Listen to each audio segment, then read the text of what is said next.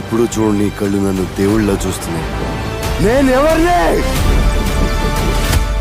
మా దేవుడు అమరేంద్ర బాహుబలి రక్తాని వెనువు.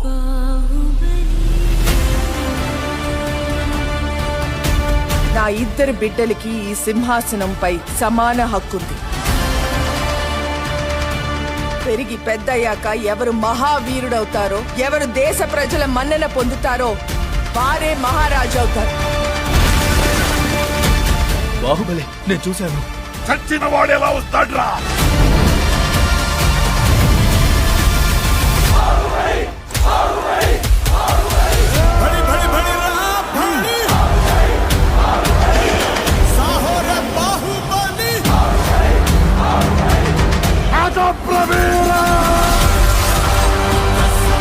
మన గుండె ధైర్యం కన్నా శత్రు బలగం పెద్దది అనుకోవడం మరణం. ఆ మరణాన్ని జయించడానికి నేను వెళ్తున్నాను.